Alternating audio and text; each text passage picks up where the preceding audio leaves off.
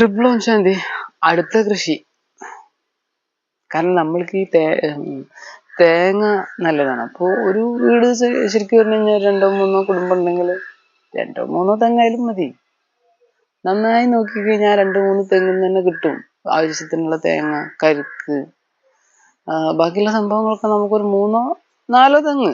അത് ഓരോരുത്തരുടെ എന്താ പറയുക, ഉപഭോഗത്തിനനുസരിച്ച്, സ്ഥലത്തിനനുസരിച്ച് ചെയ്യുക. ബാക്കിയുള്ള സ്ഥലങ്ങളിൽ കുറച്ച് കൃഷി ചെയ്യുക. മാവ് വേണം, 1 മാവോ 2 മാവോ മതി. പിന്നെ ഒരു പ്ലാവ് ഉള്ളത് നല്ലതാണ്. പ്ലാവ് ഉണ്ടെങ്കിൽ ഇല്ലാന്ന് വെച്ചാൽ കുഴപ്പമൊന്നുമില്ല, സ്ഥലത്തിനനുസരിച്ച്. ബാക്കിയുള്ള സാധനങ്ങളില്ലേ, നമുക്ക് 6 മാസം 3 മാസം കൂടുമ്പോൾ വിളവ് കിട്ടുന്ന കുറേ സാധനങ്ങളുണ്ട്. അതിലേക്ക് നമ്മൾ കുറച്ച് കോൺസെൻട്രേറ്റ് ചെയ്യണം. ഞാനിനി അതിനാണ് പോകുന്നത്. അതായത് നമുക്ക് 6 മാസം കൂടുമ്പോൾ വിളവ് കിട്ടുന്ന ഒരു സംഭവമാണ് ശരിക്കും പറഞ്ഞു കഴിഞ്ഞാൽ വാഴ. 6, 4 അത് പല ഐറ്റം അതുകൊണ്ട് അത് എങ്ങനെയാണോ നമ്മളതിനെ നോക്കുന്നതിനനുസരിച്ച്. പിന്നെ അതുപോലെ പപ്പായ, പിന്നെ ചീര.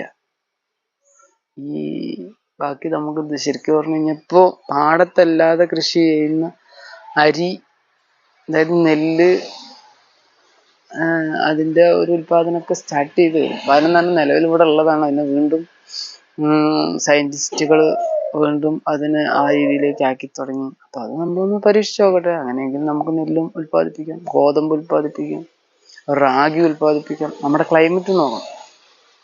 പിന്നെ കുറേ ഭക്ഷണ പദാർത്ഥങ്ങൾ ശരിക്കും പറഞ്ഞു കഴിഞ്ഞാൽ നമുക്ക് ആവശ്യമില്ലാത്ത, കാട്ടിലെ ജീവികൾക്ക് ആവശ്യമുള്ളതാണ്. ഇനി മരുന്നിന് ആവശ്യമുള്ള കുറേ സാധനങ്ങളുണ്ട്. സാത്വിക ഭക്ഷണത്തിൽ ഞാൻ മുഴുവൻ എത്തിയിട്ടില്ല. സാത്വിക ഭക്ഷണത്തിലേക്ക് കുറേ അങ്ങോട്ട് ചെല്ലുമ്പോൾ കുറേ സാധനങ്ങൾ എന്ത് വേണം, മനുഷ്യന് ആവശ്യമില്ലാത്തതുണ്ട്. അങ്ങനെയുള്ള കുറേ കാര്യങ്ങളൊക്കെ പറയാനുണ്ട്. അപ്പോൾ ഒറ്റടിക്ക് ഞാൻ പറയുന്നില്ല. ഒറ്റടിക്ക് പറയാൻ തന്നെ ഞാനും നന്നായിട്ടൊന്ന് ഗവേഷണം ചെയ്തു വരുന്നേ ഉള്ളൂ. അപ്പോൾ ഇത്തരം സംഭവങ്ങൾ ഉണ്ടെങ്കിൽ നമുക്ക് ശരിക്കും പറഞ്ഞു കഴിഞ്ഞാൽ ഒരു കുടുംബത്തിൽ ഒരു 4 ആളുണ്ടെങ്കിൽ, ഒരു 10 സെന്റ് സ്ഥലം ഉണ്ടെങ്കിൽ, ഒരു പരിധി വരട്ടെ, മുഴുവനായിട്ട് ഉൽപ്പാദിപ്പിക്കാന്ന് പറയണില്ല, അത്രയും ഉൽപ്പാദിപ്പിക്കും. ബാക്കി വെള്ളം നമുക്ക് കിട്ടണം, സമൃദ്ധമായിട്ട് വെള്ളം കിട്ടണം. യോഗ പവർ നന്നായിട്ട് വേണം. ഈ യോഗ പവർ നന്നായിട്ടുണ്ടാകുമ്പോൾ നമുക്ക് വലിയ ശാരീരിക അധ്വാനത്തിൻ്റെ ആവശ്യം വരൂല. അതിന് നല്ലൊരു ഉദാഹരണം എനിക്കൊക്കെ അനുഭവമാണ്. എനിക്ക് നല്ല അത് അതിൻ്റെതായ സയൻറ്റിഫിക്കലി റിസർച്ച് ചെയ്തിട്ട് നമുക്ക് പ്രകൃതിദത്ത കൃഷി എന്നൊക്കെ പറഞ്ഞിട്ട് നമുക്ക് ചെയ്തു തരുന്നില്ലേ. ബ്രഹ്മകുമാരീസ് വഴി അല്ലെങ്കിൽ മറ്റ് ഏതെങ്കിലും വഴി യോഗ പവർ ഉണ്ടെങ്കിൽ ചുറ്റിലും ഉള്ള മണ്ണിൽ എന്ത് കിളിർക്കുന്നോ അതിൻ്റെ ഫലം സാധാരണത്തിൻ്റെ